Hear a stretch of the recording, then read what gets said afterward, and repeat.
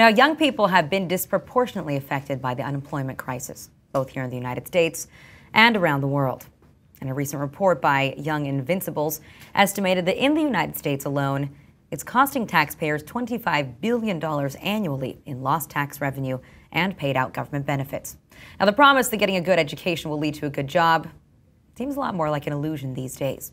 But while this leaves many college graduates to take jobs in retail or fast food sectors here at home, the effects are more damaging abroad. Youth unemployment globally is leading more young people to enter the informal economy or the black market and has led to mass social unrest and violence. Tell us a little bit about yourself and what your experience has been, how long you've been looking for a job, how many resumes you've sent out there, and and when you hear about, of course, the fact that millions of young people around the world are struggling with the exact same problem that you are, how does it feel? My internet connection's a little spotty right now, so I'm hoping that you can get this. I want to preface anything that I say by saying that my situation isn't necessarily representative of those in my situation seeking employment. I have a degree from a fantastic school.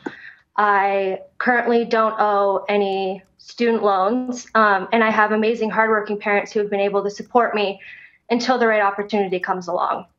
So I am sympathetic to those who are not as fortunate, who are in my situation, but that doesn't make my situation any less frustrating, just a little less urgent.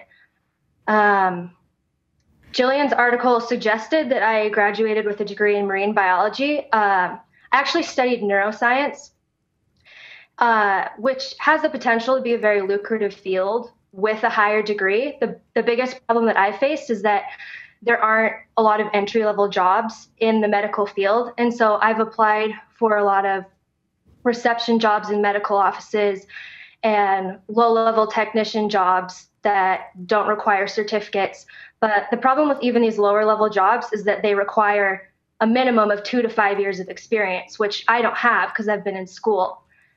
I've applied to... Well, I was just going to say, that's the problem that so many young people are finding themselves encountering too, is that a lot of these jobs, better jobs that they want to apply for, require experience. You haven't been able to get this experience, and at the same time, a lot of employers don't want to hire someone who hasn't been in the workforce for a long time. If you've been unemployed, then that starts to trickle down and affect you. And so, Brett, you wrote a blog about this and said that it's something that you and your friends kind of joke about.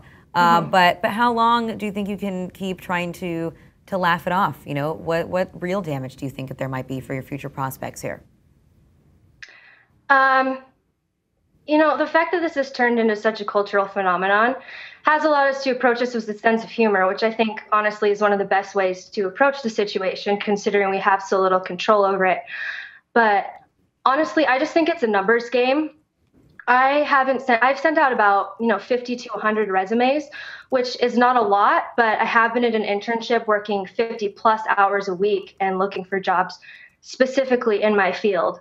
So I feel confident that if I keep sending out resumes and keep interviewing, that I will find something. And I think we just have to ask recent graduates to have a little bit of faith, even though that's kind of a lot to ask. Might seem hard at times. Jillian, are there any programs that you think that we could emulate here in the United States, or any specific things that other countries are doing to tackle the issue of youth unemployment?